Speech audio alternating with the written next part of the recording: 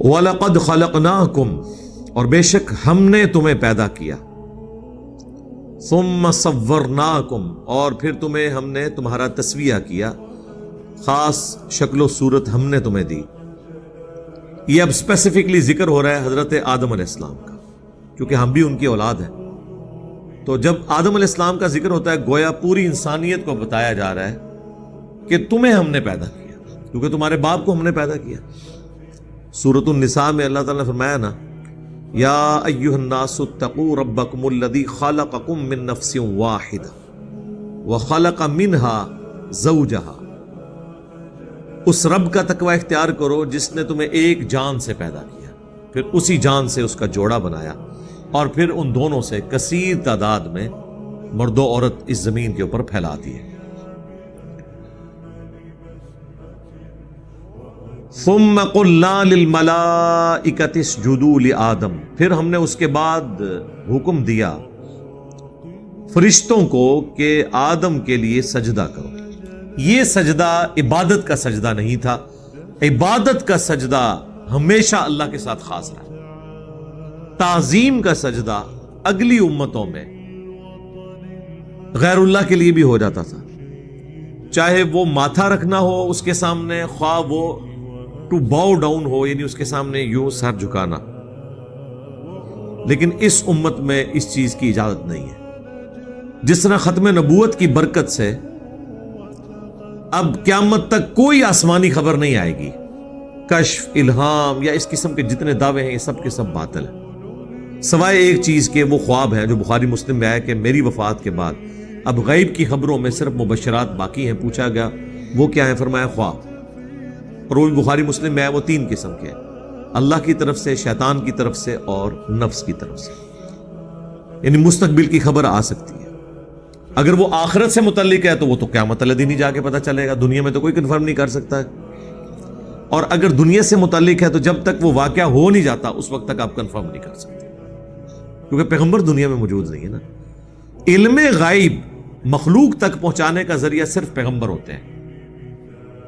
اللہ تعالیٰ نے واضح فرمایا سورہ آل عمران میں، وَمَا كَانَ اللَّهُ لِيُطْلِعَكُمْ عَلَى الْغَيْبِ، یہ اللہ کی شان ہی نہیں کہ تمہیں غیب پر اطلاع دے، وَلَكِنَّ اللَّهَ يَجْتَبِي مِن رُّسُلِهِ مَن يَشَاءُ، بلکہ اللہ چن لیتا ہے اپنے رسولوں میں سے جسے چاہتا ہے۔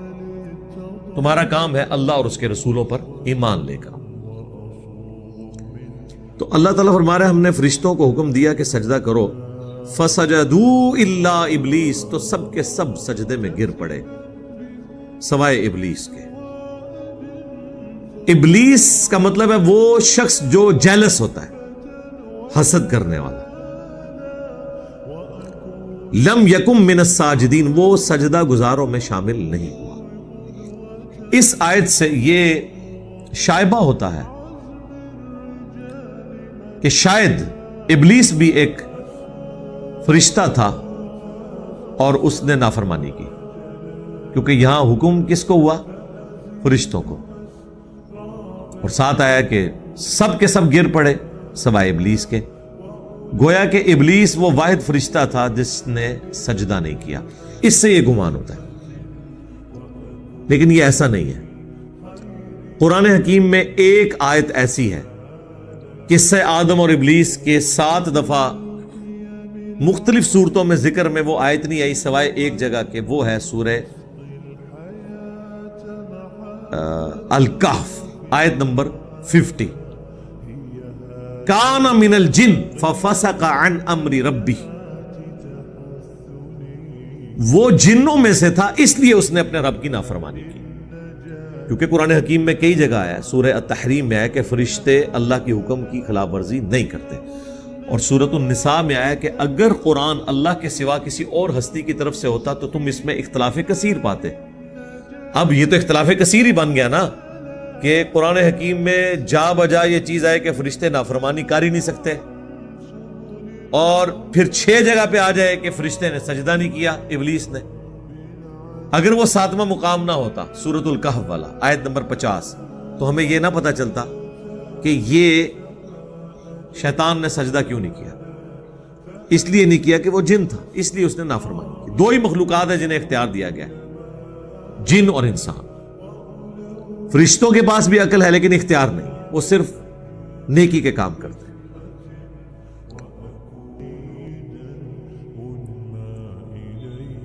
تو اس تغلیب کے قاعدے کے تحت فرشتوں میں اس وقت جن بھی شامل تھا, جس کا نام عزازیل آیا ہے اسرائیلی روایتوں کے اندر. عزازیل اللہ کا بندہ تو اللہ کا تھا لیکن نافرمانی کی, اور وہ نافرمانی کی اس نے جیلس ہو کے انسان سے حسد کیا, اسی لیے اس کا نام ہی ابلیس پڑ گیا.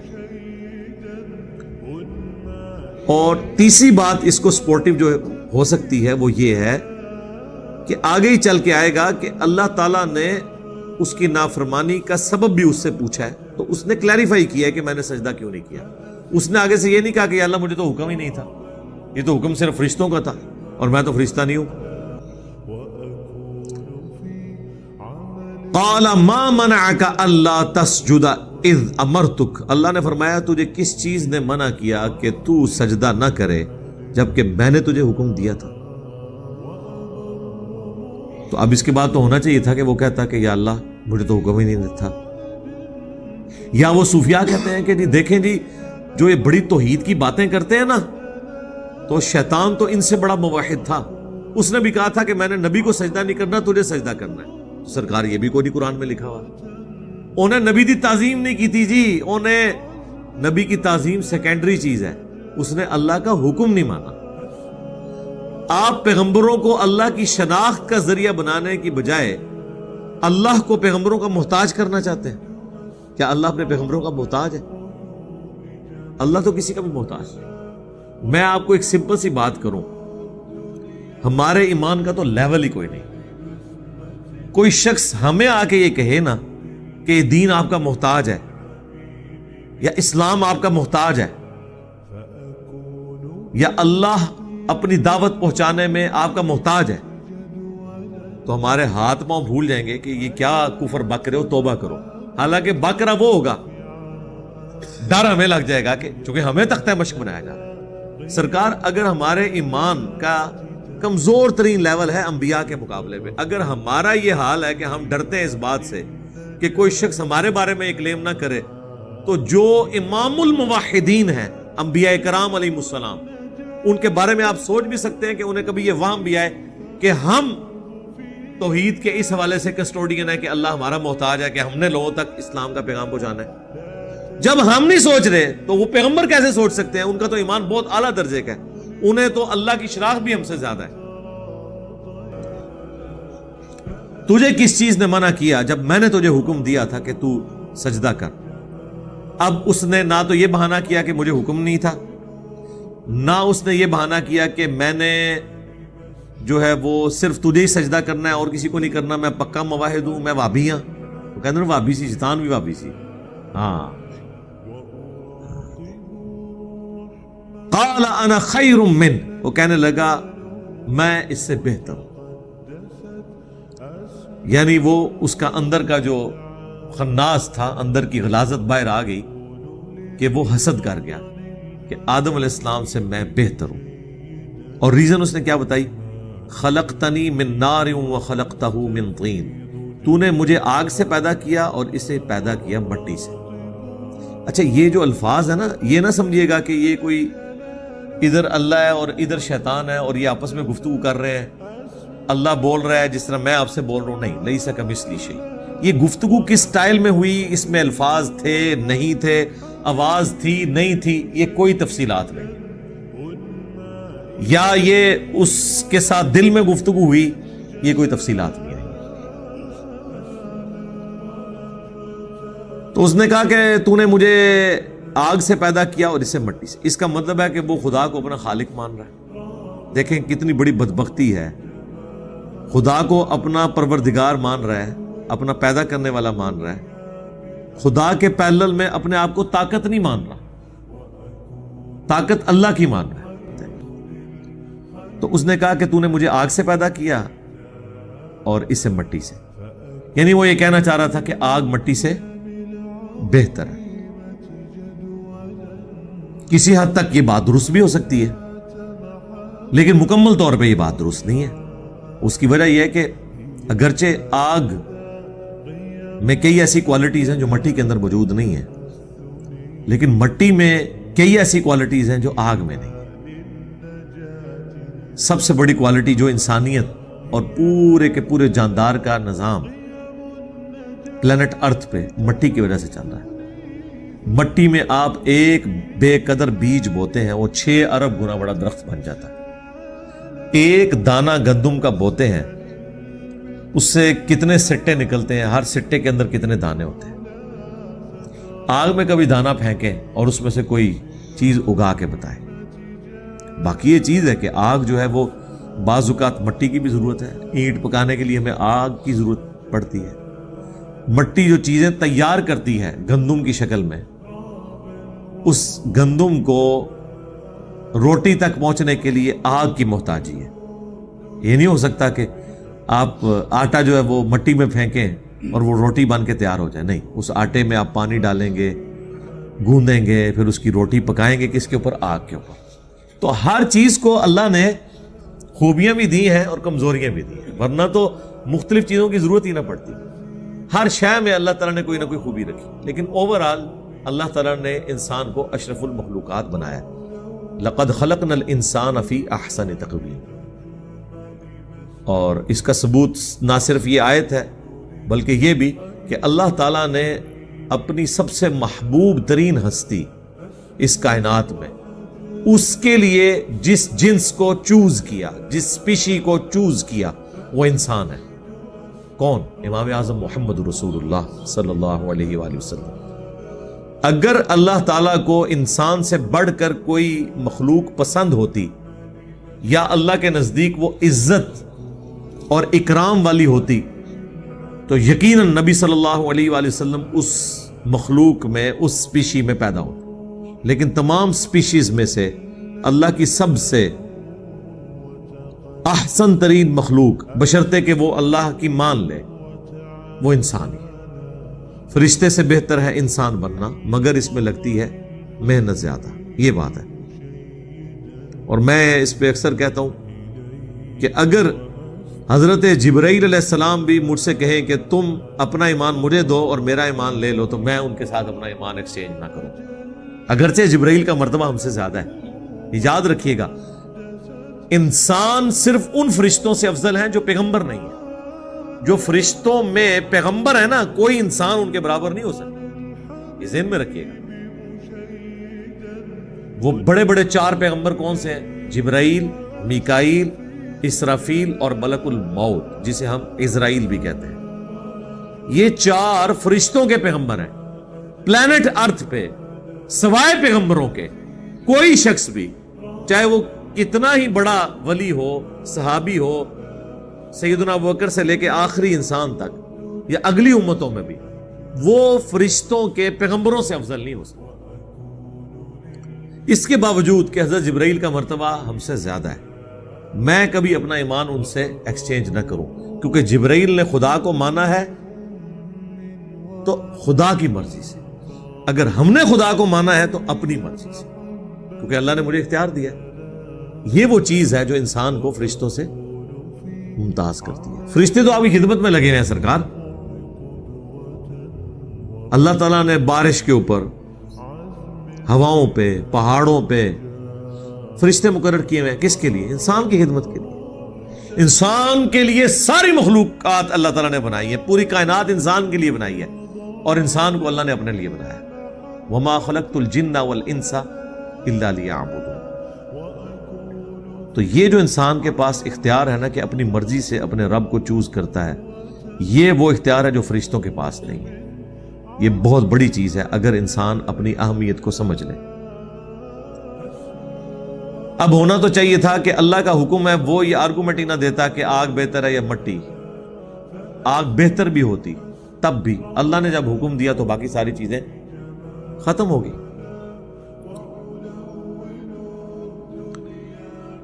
قال فاہبط منہا، تو اللہ نے فرمایا اتر جا یہاں سے، یعنی جو قرب کا مقام اللہ نے اس کو دیا ہوا تھا، واللہ عالم وہ کیسا مقام تھا، نکل جا۔ فما یکون لک ان تتکبر فیہا، تیرے لیے ہرگز یہ مناسب نہیں کہ تو اب غرور کرے یہاں رہتے ہوئے. یعنی تو اللہ کا نافرمان، کوئی بادشاہ بھی اپنے کسی نافرمان وزیر کو اپنے پاس نہیں رہنے دیتا. تجھے یہ شائع ہی نہیں ہے کہ اب تو تکبر کے ساتھ اللہ کے حضور وہ قرب حاصل کر سکے. اللہ انک من الصاغرین، بے شک تو ذلیلوں میں شامل ہو گیا. اب دیکھیں شیطانیت اس چیز کا نام ہے. اتنی بڑی دھمکی کے بعد تو فوراً کہنا چاہیے تھا یا اللہ غلطی ہوگی معاف کر دے. ایک سٹیٹ آف مائنڈ میں وکھرے جہاں میں چلا گیا تھا، مجھے اب ہوش آ گئی ہے، میری پوسٹ جا رہی ہے. خدا کے لیے تیرا ہی واسطہ پیش کرتا ہوں، تیری عزت کا واسطہ کہ مجھے معاف کر دے. لیکن یہ گیئر الٹا لگ چکا ہے یہاں پہ. اب وہ آ گیا ضد کے اندر. قال انظرنی الی یوم یبعثون، وہ کہنے لگا اے اللہ اگر ایسا ہی ہے نا تو پھر مجھے اب قیامت کے دن تک مہلت دے دے. ہم تو ڈوبے ہیں صنم، ان سب کو لے کے ڈوبیں گے ساتھ. یعنی حضرت آدم علیہ السلام اور اس کی اولاد کے ساتھ میں دشمنی نبھاؤں گا، مجھے ایک دفعہ مہلت دے دے. قال انک من المنظرین، اللہ نے فرمایا ٹھیک ہے گرانٹڈ، تمہیں بھی مہلت ہم نے دے دی. قال فبما اغویتنی، وہ کہنے لگا اے اللہ جس طرح تو نے مجھے اغوا کر دیا، مجھے گمراہ کر دیا. اچھا اللہ نے تو کوئی گمراہ نہیں کیا یار، وہ اپنی مرضی سے ہوا ہے. اللہ نے تو اسے پوچھا ہے کہ بھائی، حالانکہ اللہ تو پابند بھی نہیں تھا پوچھنے کا کہ تو نے سجدہ کیوں نہیں کیا. ڈائریکٹ ہی حکم سنا دیتا، پورا کیس چل رہا ہے، اس کے بعد اللہ نے فیصلہ سنایا. بیسیکلی وہ یہ کہنا چاہ رہا تھا کہ نہ تو مجھے اس آزمائش میں ڈالتا، ہاں کہ آدم علیہ السلام کو تو نے پیدا کر کے مجھے آزمائش میں ڈالا نہ کہ میں اسے سجدہ کروں. اگر یہ تو نے نہ کیا ہوتا تو نہ میں مردود ہوتا. ٹھیک ہے، اس لیے بعض لوگوں کو ہم کہتے ہیں نا آئے آپ کو بخاری مسلم سے نماز کا طریقہ دکھاتے ہیں، وہ کہتے ہیں نہیں دیکھ لیا تو پھر سنت کے مطابق رفع الیدین سے نماز پڑھنی پڑے گی. پھر اس لیے آپ سنتے ہیں نا زیادہ علم بھی نہیں حاصل کری تھا، پکڑ ہو جاتی ہے، پھر عمل کرنا پہ جاتا ہے.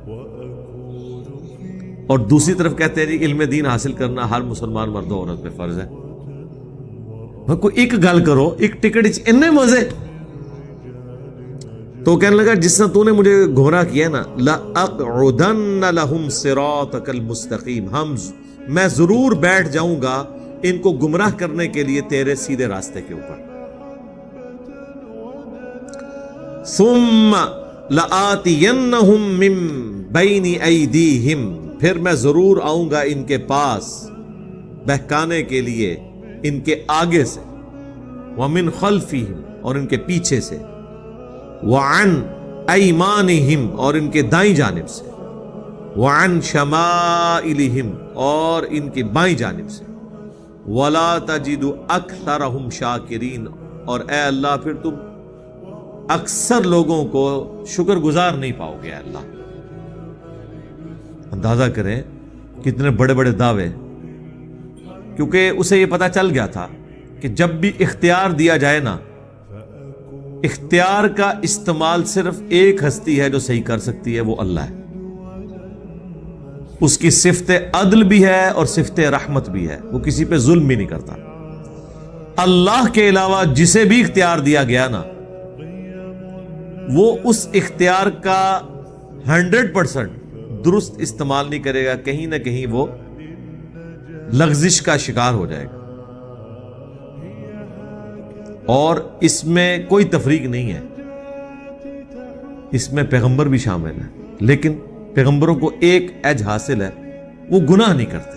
لغزش ان سے بھی ہوئی ہے، حضرت آدم سے ہی ہو گئی، آگے چل کے آئے گا، اور کئی ایک چیزیں، گناہ نہیں لیکن لغزش ہوئی ہے. لیکن اللہ وہ ہے کہ جو لغزش بھی نہیں کرتا. تو اسے یہ پتا چل گیا تھا کہ جب انہیں اختیار ملے گا تو یہ کام تو ڈالیں گے. اس لیے یعنی شیطان کو پوری امید تھی اسلامی بھائیوں سے اور انسانی بھائیوں سے کہ یا اللہ ایک دفعہ مجھے موقع دے، دیکھ میں انہیں سارے نو قائل کر کے اپنے فرقے چ لینا ہے. ہاں فرقے چ لے کے آیا اپنے، اتنا اعتماد تھا اسے. اور یہ اس کا دعویٰ اتنا درست نکلا ہے کہ قرآن پاک میں اللہ تعالیٰ نے اس چیز کو انڈورس کر دیا کہ شیطان نے یہ کر دکھایا جو اس نے وعدہ کیا تھا. ہم نے جو وعدہ کیا نا کہ جو کچھ بھی ہے تیرے محبوب کی امت سے ہے اور حرمت رسول پہ جان بھی قربان ہے, ہم تو پورا نہیں کر سکے, لیکن قرآن حکیم میں ایک آیت ایسی ہے میں جب بھی پڑھتا ہوں نا تو کانپ اٹھتا ہوں, اور وہ یہ آیت ہے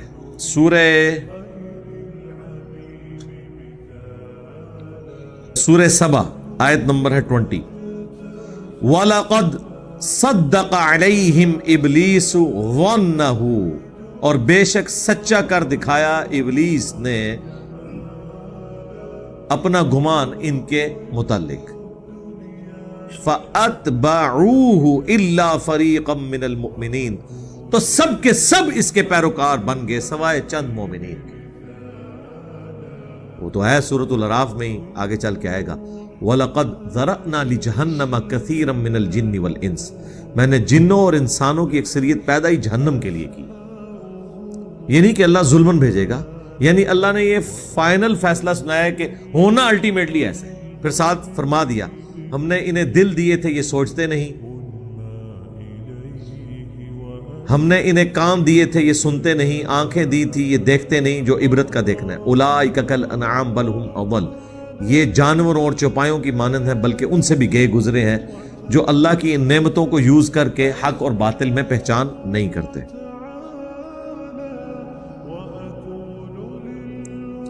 تو اللہ تعالیٰ فرماتا ہے جو شیطان نے اپنا وعدہ کیا تھا نا وہ پورا کر دکھایا ہے. شیطان نے اپنا کام کرتا ہے, بندے نے نہیں اپنا کام کرتا. دیکھ لو فرق. اور ایک اور چیز بھی پتہ چلی کہ شیطان وہ ہوتا ہے جو اپنی غلطی کی جسٹیفیکیشن دیتا ہے, اور آدم وہ ہوتا ہے جو اپنی غلطی کو مان لیتا ہے. اب یہی حضرت آدم علیہ السلام سے بھی غلطی ہوگی, لیکن وہ یہ نہیں کہیں گے کہ یا اللہ میں نے جو کچھ کیا ٹھیک کیا. ربنا ظلمنا انفسنا وان لم تغفر لنا وترحمنا لنکونن من الخاسرین, وہ دعا بھی آگے چل کے آئے گی اسی سورۃ الاعراف میں. تو یہ شیطان اور آدمی میں فرق ہے, شیطانیت اور آدمیت میں فرق ہے. تو سورہ سبا میں اللہ تعالیٰ فرماتا ہے کہ شیطان نے وہ اپنا گمان سچ کر دکھایا. وما کان لہ علیہم من سلطان, اور شیطان کی کب جرت تھی کہ ان پہ کوئی قابو رکھتا. الا لنعلم من یؤمن بالآخرہ, یہ اس لیے تھا کہ تاکہ ہم جانچیں کہ کون آخرت پر ایمان رکھتا ہے. ممن ہوا منہا فی شک, اور کون ہے جو آخرت کے بارے میں اللہ کے حضور پیش ہونے کے بارے میں شک میں. وَرَبُّكَ عَلَى كُلِّ شَيْءٍ حَفِيظٌ, اور اللہ تعالی ہر چیز کو گھیرے ہوئے ہے, حفاظت فرمانے والا ہے. یعنی اللہ نے فرمایا یہ جو میں نے اختیار دیا نا شیطان کو کہ یہ لوگوں کو ورگلائے, تو یہ صرف اس لیے تھا تاکہ اس کے ذریعے تمہیں جانچا جائے. جب تک دو راستے نہیں ہوں گے, شیطان کا اور پیغمبر کا راستہ, اس وقت تک آزمائش تو نہیں ہو سکتی. تو یہ جو اختیار بھی ہے یہ اس کے لیے ہے تاکہ لوگوں کو ٹیسٹ کیا جا سکے. اور یہ اختیار ایبسولوٹ نہیں ہے, صرف دعوت کی حد تک ہے. یہاں تو ہے نا اختیار دیا, اب یہ اختیار کون سا ہے. اب ایک اور جگہ تو اللہ تعالیٰ شیطان کے ریفرنس سے کہہ رہا ہے, وہ سورہ ابراہیم کی آیت نمبر 22, شیطان سے آخری ملاقات جو انسان کی ہوگی قیامت کے دن. وہاں پہ دیکھیں نا جی شیطان پھر کیسا مانڈو لائے گا بندیاں نو.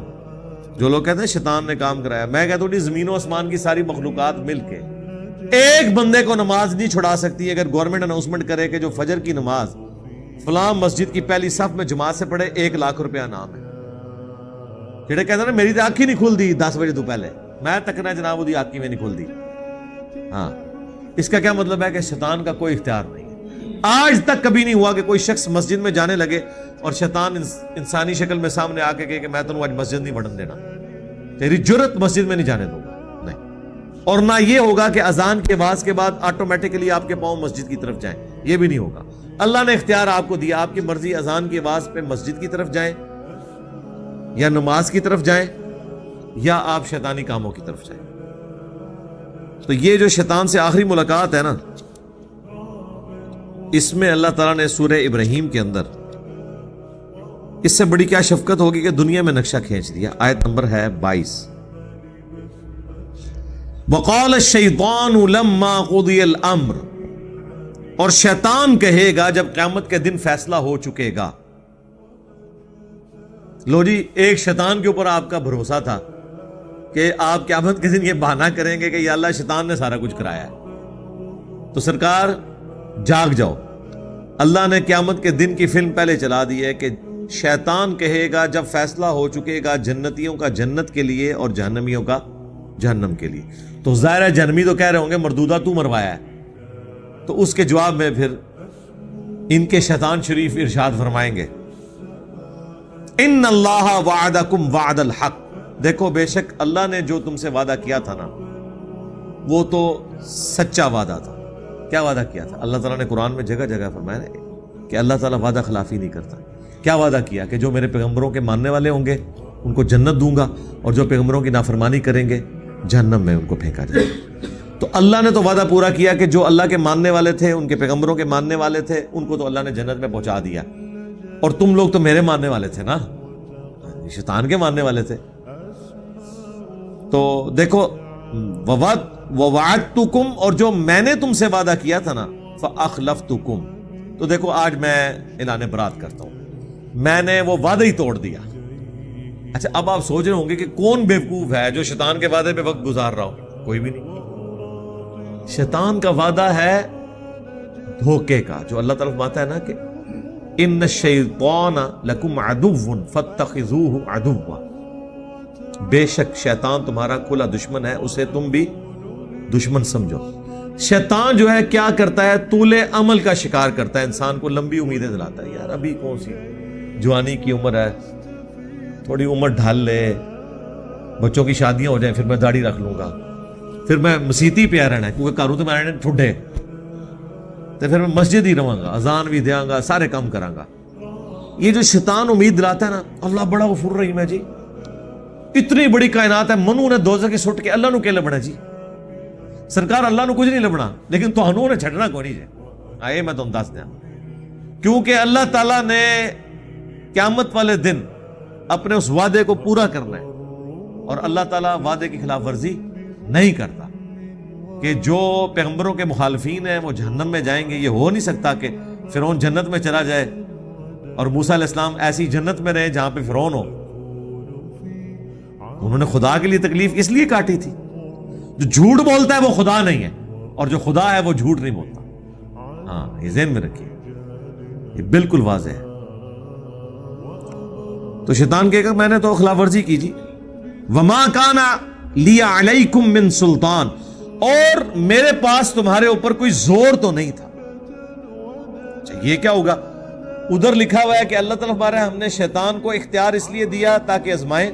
یہاں پہ شیطان یہ کہہ رہا ہے کہ مجھے تو کوئی سلطان ہے ہی نہیں تھی تم پہ. سیم لفظ سلطان ہے.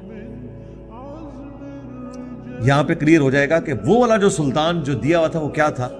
الا ان دعوتکم، سوائے اس کے کہ میں صرف تمہیں دعوت دیتا تھا، اس سے زیادہ مجھے کوئی اختیار نہیں تھا.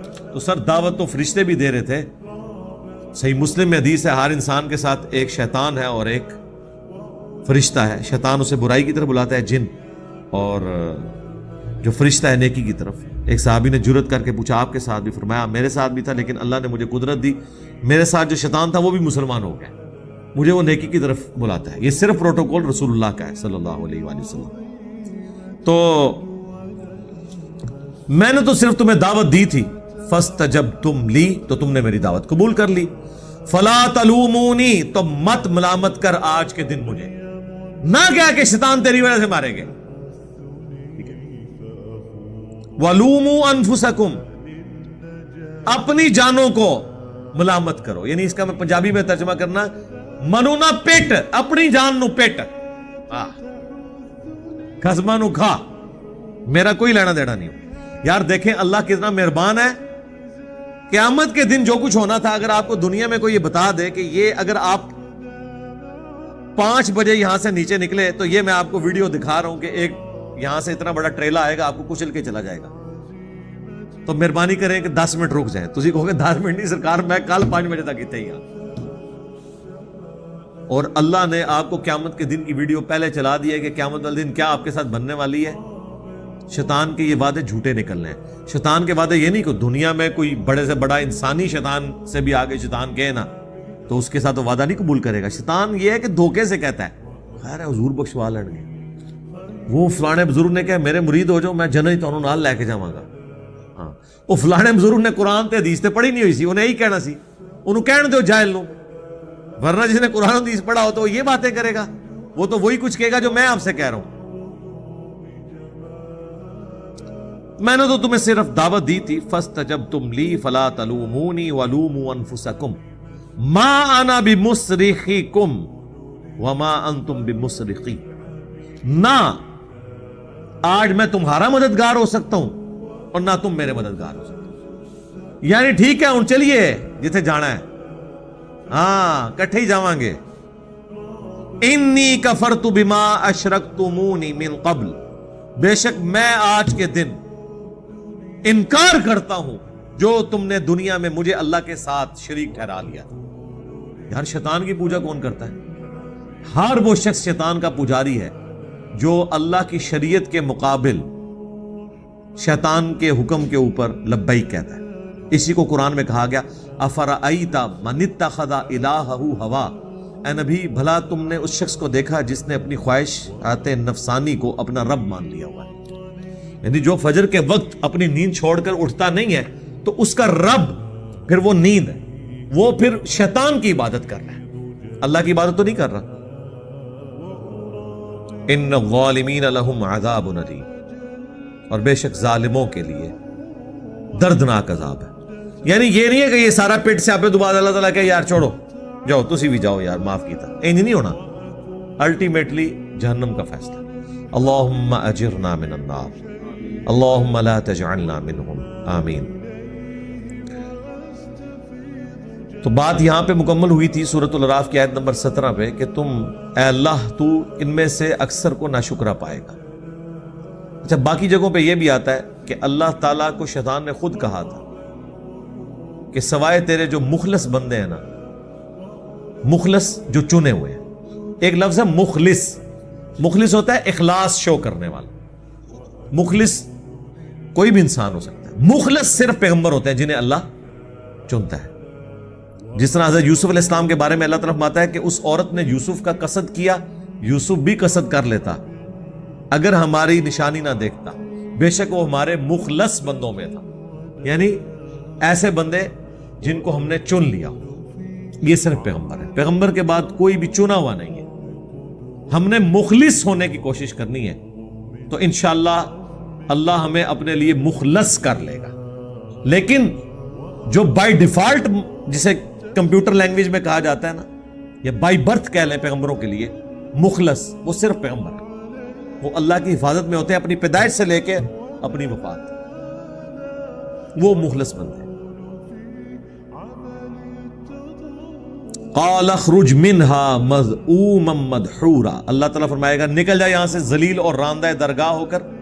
جب اس نے کہا نا کہ میں آگے سے پیچھے سے دائیں سے بائیں سے ان کے اوپر حملے کروں گا, اکثر لوگوں کو میں ورغلا دوں گا, تو اللہ نے اب ہونا تو چاہیے تھا. اللہ تعالیٰ کہتا میں تکنا میرے بندے نو تو کس طرح کرنا ہے. ہاں دنیا میں اگر کوئی بدماش آ کے تھریٹ لگائے کسی بادشاہ کو, بادشاہ کہتا ہے میرے بندے نو آستے لا تو میں تینوں تکنا وا. لیکن اللہ وہ بادشاہ نہیں ہے. کیوں؟ اس لیے کہ اللہ نے یہ مخلوق اس لیے پیدا نہیں کی ہے کہ اللہ تعالیٰ ان کے اوپر حکومت کرے, اس لیے پیدا کی ہے کہ انہیں اختیار دے اور یہ اپنی مرضی سے اللہ کو چنے. یہ محبت کا جذبہ وہ جذبہ ہے جو اللہ اپنی مخلوق سے چاہتا ہے. اگرچہ اللہ اس محبت کا محتاج نہیں ہے, لیکن اللہ تعالیٰ اپنے بندوں سے چاہتا ہے کہ وہ مجھے چاہیں. تو جب اللہ کی ڈیمانڈ ہے نا اپنے بندوں سے, پھر اللہ تعالیٰ کہے گا کہ اچھا شیطان جو میرے ساتھ غداری کر رہا ہے تو ٹھیک ہے میں اسے بھی جہنم میں ہی پھینکوں. ایک مثال دنیاوی طور پہ, اگر کوئی عورت بدکار ہو تو خاوند اسے قبول نہیں کرتا. یار خاوند نہیں شرک برداشت کرتا, اللہ تو بہت غیرت مند ہے. یہ اللہ کی غیرت ہے کہ جب شیطان نے کہا نا کہ میں انہیں ورگلاؤں گا, تو اللہ نے یہ نہیں کہا کہ میں ان کی حفاظت کروں. اللہ نے کہا اچھا میں کتابیں بھیجوں, میں پیغمبر بھیجوں, میں انہیں آخرت کی فلم پہلے چلا کے بتا دوں, اس کے باوجود یہ تیرے پیچھے چلیں تو ٹھیک ہے، پھر یہ تیرے ہی ہیں، لے جائیں ان کو، کوئی گارنٹی نہیں، یہ غدار ہے میرے، میں ان کو اپنے ساتھ نہیں رکھنے کے لیے تیار۔ یہ ہے جناب کتابوں کا خدا۔ آپ کو خدا بتایا کہ بوڑھی نانی اماں ہے، اینڈ تے سارے نو ہی معاف کر دے گی، نہ، اللہ فرما رہا ہے جس نے شیطان کی پیروی کی، شیطان تیرے ساتھ انہیں بھی میں ذلیل و خوار کر کے جہنم میں پھینک، نکل جا یہاں سے ذلیل و خوار ہو کر۔ لمن تبعک منہم لأملأن جہنم منکم اجمعین، جو کوئی تیری اب پیروی کرے گا نا تو میں جہنم کو بھر دوں گا تجھ سے اور تیرے ماننے والوں سے، جاؤ نکل جاؤ، دفع ہو جاؤ یہاں سے۔ اوئے ہائے ہائے سرکار، یہ جب میں پڑھتا ہوں نا آیات تو میں کانپ اٹھتا ہوں۔ اس کائنات میں اگر انسان کا کوئی واحد سہارا ہے نا تو وہ اللہ کی ذات ہے۔ تو یہ شیطان کی پیروی اتنی بڑی بیماری ہے کہ اللہ بھی ہاتھ چک لینا پھر۔ تو اس سے پہلے کہ اللہ ہم سے ہاتھ اٹھا لے اور وہ ہمیں سپورٹ کرنے کے لیے راضی نہ رہے، اس کے دامن کرم میں ہی پناہ لے لیجئے۔ اس لیے آپ دیکھیں یہ قصہ آدم اور ابلیس جب سورہ صاد میں آیا نا، سورہ صاد جب کنکلوڈ ہوئی ہے نا جی، کس شان سے کنکلوڈ ہوئی ہے، انسان حیران ہو جاتا ہے۔ یہی بات وہاں پہ بھی ریپیٹ ہوئی ہے، سارے بار بار یہی باتیں ریپیٹ ہو رہی ہیں نا۔ وہاں پہ الفاظ ہے قال فبعزتک لاغوینہم اجمعین، شیطان نے کہا مجھے تیری عزت کی قسم میں ساروں کو اغوا کر لوں گا، الا عبادک منہم المخلصین، ہاں جو تو نے خالص اپنے بندے کیے ہوئے نا ان کو تو میں نہیں کر سکتا، یعنی پیغمبروں کو۔ قال فالحق والحق اقول، اللہ تعالیٰ فرماتا ہے پھر سن لو فیصلہ، سچی بات تو یہ ہے اور میں سچی بات ہی کرتا ہوں، کھری کھری بات سناؤں گا۔ لَأَمْلَأَنَّ جَهَنَّمَ مِنْكَ وَمِمَّنْ تَبِعَكَ مِنْهُمْ أَجْمَعِينَ، تو میں ضرور بھر دوں گا جہنم کو تجھ سے اور ان تمام لوگوں سے جو تیری پیروی کریں گے، یعنی جنوں اور انسانوں میں سے۔ اس کے بعد پتہ کیا آیت آتی ہے وہاں پہ؟ یہ سورہ صاد کنکلوڈ ہو رہی ہے، 38 نمبر سورت۔ قُلْ مَا أَسْأَلُكُمْ عَلَيْهِ مِنْ أَجْرٍ، اے نبی تم انہیں فرما دو کہ میں اللہ کا تعارف کروانے کے عوض تم سے کوئی معاوضہ ڈیمانڈ نہیں کرتا۔ وما انا من المتکلفین، اور میں کوئی تکلف کرنے والا بھی نہیں ہوں، میں نے کھل ڈل کے بات بتا دی ہے، اللہ نے تھوڑی گارنٹی کو نہیں چل رہی ہوئی۔ اور یہ ابن عباس کا فتویٰ ہے، صحیح مسلم میں مقدمے میں موجود ہے۔ ابن عباس نے جب مولا علی کی وفات شہادت کے بعد ان کے فتوے منگوائے نا تو کچھ غالیوں نے ان کے فتوے چینج کر دیے تھے۔ ابن عباس نے کہا اللہ کی قسم یہ مولا علی کے فتوے نہیں ہیں، اللہ کی قسم اگر علی نے یہ فیصلے کیے ہوتے تو وہ بھی گمراہ ہو گیا تھا۔ لوگوں نے کہا نہیں ان کے انہوں نے کہا اگر علی کا بھی فیصلہ ہے یہ گمراہ کون فیصلے ہیں، یہ قرآن و سنت کے خلاف ہیں، وہ ٹیمپر ہو گئے تھے۔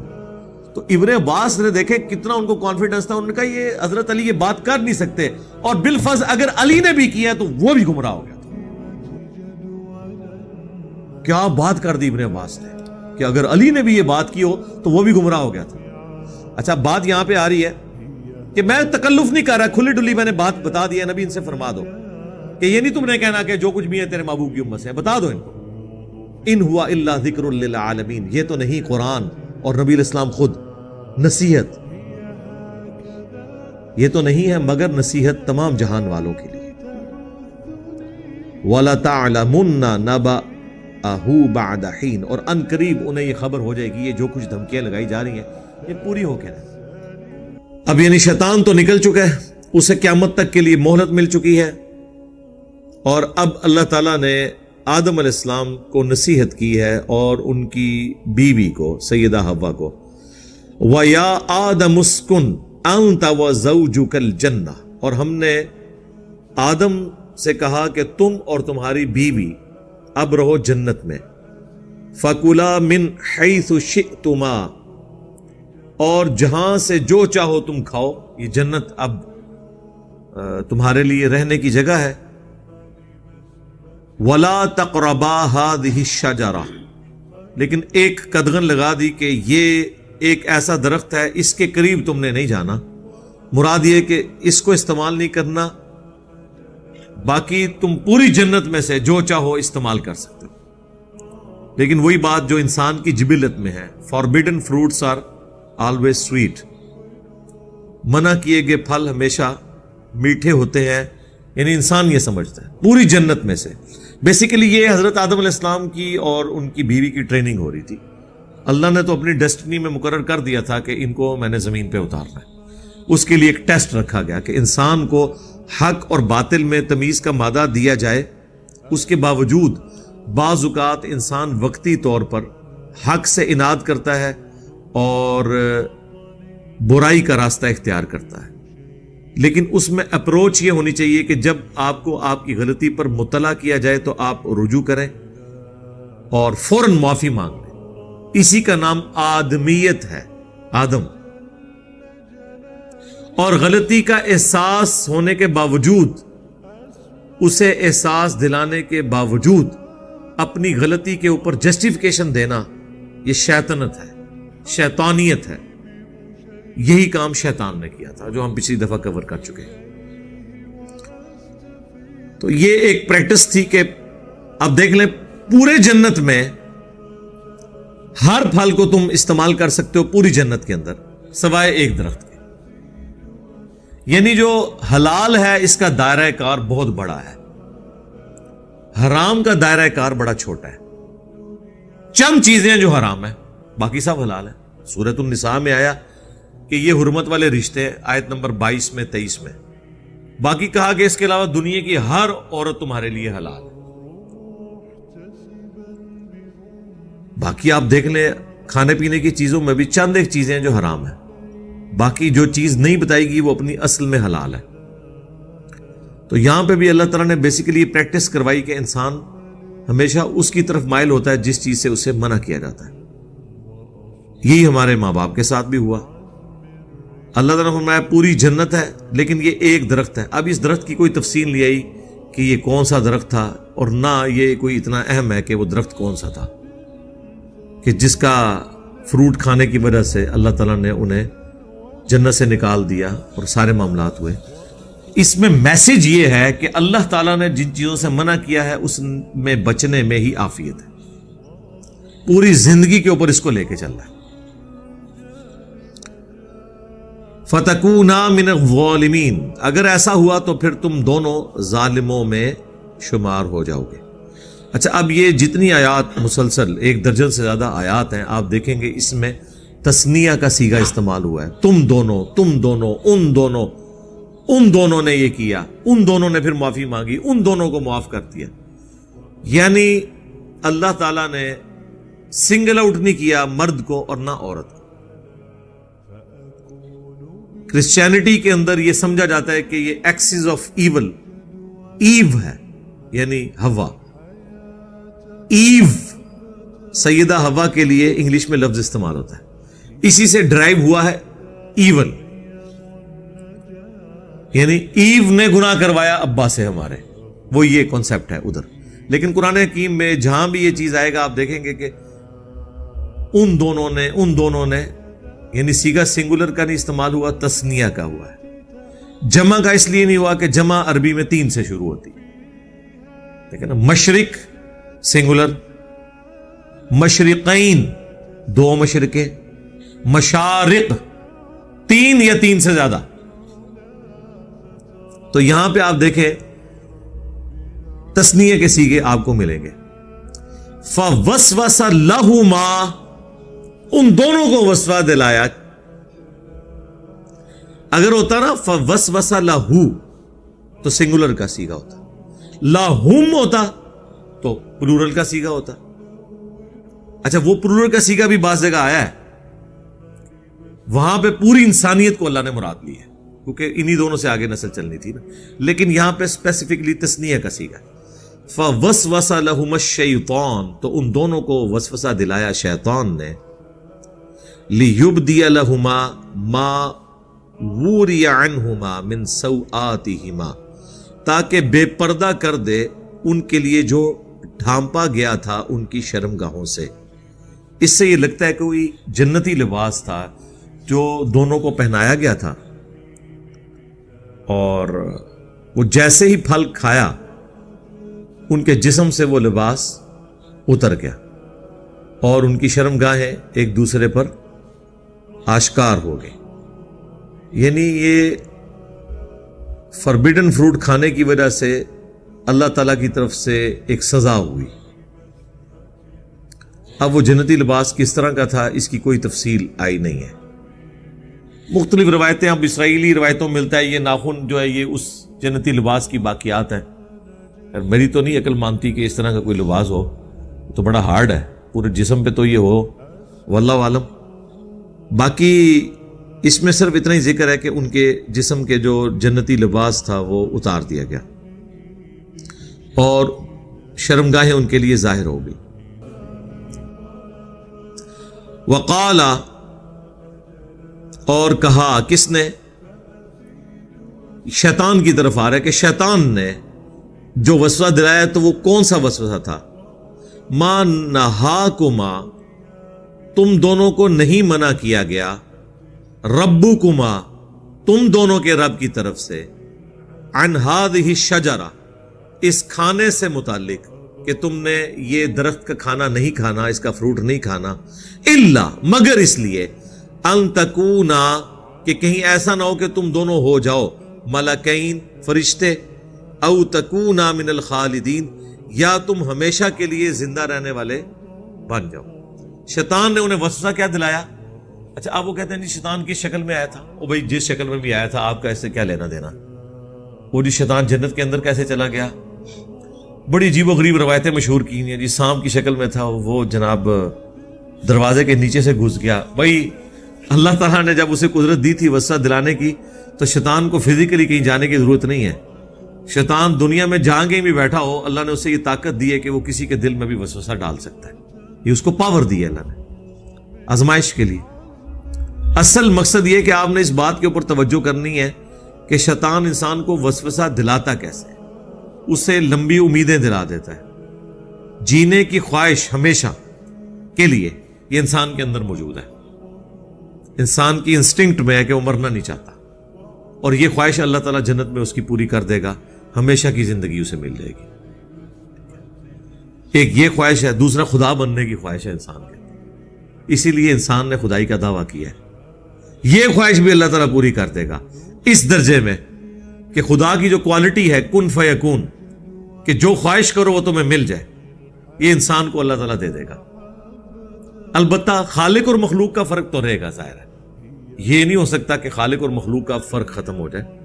ہماری زندگی مستعار ہے اللہ سے, اللہ کی ذاتی ہے, ہماری ادھار کی ہے. ہم بھی ہمیشہ زندہ رہیں گے لیکن اللہ کے عطا کرنے پر. اللہ کی زندگی اپنی ہے, وہ کسی کا محتاج نہیں ہے. ہماری خواہشات کی تکمیل اللہ کی وجہ سے ہوگی, کن فیکون, یہ اللہ کی عطا سے ہوگا. اللہ کی یہ کوالٹی اپنی ہے. والحی القیوم, وہ زندہ ہے, سب کو تھامنے والا ہے. اسی کے لیے میں نے ایک ٹرم ڈیوائز کی ہے, منی گاڈ, اس اعتبار سے کہ اللہ تعالیٰ انسان کی وہ چھپی ہوئی خواہش. تو مجھے بتائیں انسان کے اندر جو یہ خواہش ہے یہ رکھی کس نے؟ اللہ نے. کریٹر سے بہتر کون سمجھ سکتا ہے؟ الا یعلم من خلق, کیا وہی نہ جانے گا جس نے تمہیں پیدا کیا؟ یہ آتا ہے نا سورۃ الملک, اسے پتا ہے اس نے کیا کیا خواہش رکھی ہے. سیکس رکھا ہے, اللہ نے حوریں رکھ دی ہیں. کھانے کی خواہش رکھی ہے, ہر کھانے کی چیز وہاں پہ موجود ہے. انسان کی مرضی چلے. خدائی کا دعویٰ کیوں کیا فرعون نے؟ تاکہ اس کی مرضی چلے, لوگ اس کی بات مانیں, اس کا آرڈر چلے. سر فرعون کو تو مصر ملا تھا. بخاری مسلم اٹھائیں, جو سب سے آخر میں جنت میں جائے گا ہزاروں لاکھوں سال کا اپنا عذاب بھگتنے کے بعد. ڈائریکٹ نہیں, صرف ایک کلمے کی برکت سے سب سے آخر میں جو جنت میں جائے گا اسے پلانٹ ارتھ سے 10 گنا بڑی جنت ملے گی. پلانٹ ارتھ. یہاں تو لوگ ایک ملک پہ حکومت چاہتے ہیں نا, ایک سٹی پہ حکومت چاہتے ہیں, یا زیادہ پوری دنیا پہ چاہتے ہوں گے نا. وہ بھی دنیا پہ ان کی حکومت نہیں ہوتی ہے, دنیا کے انسانوں پہ ہوتی ہے. 2/3 تو سمندر ہے, اس کے اندر مخلوقات ہیں. مخلوقات پہ نہیں ہوتی ہے. کسی درخت کو کوئی امریکن صدر حکم دے کہ تو فروٹ اگا سکتا ہے, لیکن سر یہ تو ہر جنتی کو وہاں پہ مل جانا ہے. 10 گنا بڑی جنت. یہ جو اتنی گلیکسیز دریافت ہو رہی ہیں یہ سرکار ہمارے لیے ہیں, یہ ہمارے باپ کی میراث ہے, انشاءاللہ ہمیں ملنے والی ہیں انشاءاللہ تعالی. تو وہاں پہ انسان کا حکم چلے گا, موت نہیں آئے گی, حکم چلے گا, ہمیشہ کی زندگی مل جائے گی. اور کیا چاہیے؟ سب کچھ مل گیا. بخاری مسلم دونوں میں آتا ہے کہ جنتی جب جنت میں جائیں گے تو اللہ تعالیٰ کی طرف سے ندا دی جائے گی. مسلم میں تو ذرا تفصیل کے ساتھ ہے. تمہیں مبارک ہو, آج کے بعد کبھی موت نہیں آئے گی, ہمیشہ زندہ رہو گے. آج کے بعد بوڑھے نہیں ہوگے, ہمیشہ جوان رہو گے. آج کے بعد کوئی بیماری تمہیں نہیں آئے گی, ہمیشہ خوشحال رہو گے. اور چوتھی چیز, اب اللہ تم سے ناراض کبھی نہیں ہوگا. یار یہ سب سے بڑی تلوار ہے جو ایک انسان کے اوپر لٹک رہی ہے. پوری زندگی بولین الجبرا ہے, 0 1 0 1 0 1. میں نے یہ ادھر 1 کر دینا ہے کیونکہ اس پہ اللہ کی رضامندی ہے اور ناراضگی نہیں ہے. یہاں میں نے 0 کر دینا ہے کیونکہ یہ اللہ نے منع کیا ہے. یہ جو ٹینشن کی زندگی ہے جو صحیح مسلم میں آئے کہ مؤمن کے لیے دنیا قید خانہ ہے اور کافر کے لیے جنت ہے. قید خانہ ہے نا اس حوالے سے, ویسے تو حسنہ ہے سرکار. ہم سے کوئی پوچھے, ہم قید خانے میں بھی جنت میں رہ رہے ہیں. یعنی میں تو اس وقت دنیا میں جو بڑے بڑے قید خانوں میں زندگی گزار رہے ہیں ان میں سے میں ایک ہوں. میں ایک آزاد زندگی نہیں گزار سکتا. ونریبل ہوں نا دعوت کے والے سے. بزرگان دین اور ان کے ماننے والوں سے خطرات لاحق ہے, کافروں سے نہیں, بزرگان دین کے ماننے والوں سے. لیکن جو فی دنیا حسن ہے کہ دنیا میں اللہ تعالیٰ آپ کو ایک غنی کر دیتا ہے, آپ گاڈ اورینٹڈ ہو جاتے ہیں, اللہ کی طرف متوجہ ہوتے ہیں, تو دنیا میں تکلیف جھیلنا آسان ہو جاتا ہے. تکلیفیں ختم نہیں ہونی, اگر ہونی ہوتی تو پیغمبروں کی ختم ہو جاتی, حسین ابن علی کی ختم ہو جاتی, نہیں ختم ہوئی. جھیلنا آسان ہو جائے گا. اسی کو کہا گیا فی الدنیا حسنہ وفی الآخرۃ حسنہ, تو پھر واقعی وہ اپنی پرفیکٹ ڈیفینیشن میں حسنہ ہوگا. دنیا ناقص ہے, آخرت پرفیکٹ ہے. اس کی ایک اور بڑی مثال ہے, دنیا میں آپ جتنی مرضی محنت کر دیں جو آپ کا مقدر ہے وہ آپ کو ملے گا. یہ ہو نہیں سکتا کہ جو آپ نے محنت کی ہے ایگزیکٹلی اتنا آپ کو ملے. یہ ہو سکتا ہے کہ آپ نے کم محنت کی, زیادہ مل گیا, کیونکہ دنیا میں یہ نقص ہے. لیس للانسان الا ما سعی. یہ آخرت کے بارے میں, دنیا کے بارے میں نہیں ہے. جو انسان کوشش کرتا ہے اس کے لیے وہی ہے. آخرت میں ایسا نہیں ہے. دنیا میں اگر کسی نے ایفرٹ پٹ کی ہے نا, ایٹ لیسٹ اتنا تو اسے ملے گا, بلکہ اتنا بھی نہیں. قرآن نے کہا 10 گنا, اور کسی کے لیے 700 گنا, کسی کے لیے اس سے بھی زیادہ. آخرت میں یہ نقص نہیں ہوگا, یہ دنیا کا نقص ہے کہ ایک بندہ ایفرٹ کرتا ہے, کامیاب ہو بھی سکتا ہے, ناکام بھی ہو سکتا ہے. آخرت میں اس نے کامیاب ہونا ہی ہونا ہے, 10 گنا اس کو ملنا ہے کم از کم. اسی بات کو اللہ تعالیٰ یقین دلانے کے لیے نا بار بار آخرت کے بارے میں کہتا ہے اللہ تعالیٰ اپنے وعدے کی خلاف ورزی نہیں کرتا. یہ بات کیوں کہتا ہے اللہ؟ دنیا کے لیے تو نہیں کہتا, کیونکہ دنیا کے بارے میں تو اللہ نے کہہ دیا انہیں اپنی مرضی سے دینی ہے, اس لیے دنیا میں اللہ نے وعدہ بھی نہیں کیا ہوا اس طرح کا. آخرت کا اللہ کا وعدہ ہے کہ نہ رسولوں کے وعدے جھوٹے ہوں گے, نہ اللہ کا وعدہ جھوٹا ہوگا. جس نے محنت کی ہے, یہ اکثر لوگ کہہ دیتے ہیں نا منو تو اللہ نے جہنم میں جی سٹ رہا ہے, نعوذ باللہ. کبھی بھی نہیں یہ کہنا چاہیے. بخاری مسلم کی حدیث ہے, میں اپنے بندے کے گمان کے قریب ہوں جیسا میرے بارے میں گمان کرے. لیکن چھڑا گمان ہی نہیں, نرا گمان نہیں, ایفرٹ پٹ کرنے کے بعد. میں نے دیکھا کہ یہ لوگ بڑے کانفیڈنٹ ہیں, دھڑلے سے برائیاں کرتے ہیں, کہتے ہیں نہیں جی اللہ بخش دے گا, مجھے پتا ہے. تو انہوں کچھ بھی نہیں پتا, ڈنگرا کچھ بھی نہیں پتا. اگر یہ بات ہوتی تو پیغمبر ڈرا کے جاتے. ہاں, پوری ایفرٹ پٹ کرنے کے بعد اگر آپ سے کوئی پوچھے کہ ہاں جی آپ کو یقین ہے آپ نے جنت میں جانا ہے, تو آپ کہا کریں انشاءاللہ مجھے یقین ہے کہ میں نے جنت میں جانا ہے, کیونکہ میرے پیغمبر کا وعدہ سچا ہے, میرے رب کا وعدہ سچا ہے کہ جو پیغمبروں کی پیروی کریں گے ہم انہیں جنت میں بھیجیں گے. یہ قصہ آدم اور ابلیس جب شروع میں آیا ہے سورۃ البقرہ میں, تو اللہ تعالیٰ نے کیا فرمایا کہ قُلْ نَهْبِطُوا مِنْهَا جَمِيعًا. پھر ہم نے آدم اور اس کی بیوی سے کہا تم سب کے سب زمین میں اتر جاؤ.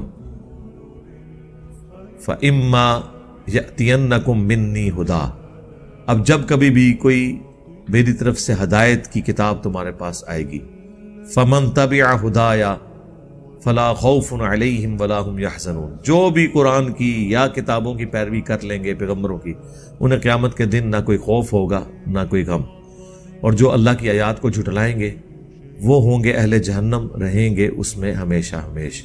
اللہم اجرنا من النار، اللہم انا نسألک جنت الفردوس مع النبیین والصدیقین والشہداء والصالحین، آمین۔ تو وہاں پہ دیکھ لیں اللہ نے وعدہ کر دیا ہے آخرت میں کوئی نقصان نہیں، اس لیے آپ دیکھیں جگہ جگہ قرآن میں یہ بھی آتا ہے ہم کسی کے عمل کرنے والے کے عمل میں کمی بھی نہیں کریں گے، اس کو کوئی نقصان بھی نہیں ہوگا۔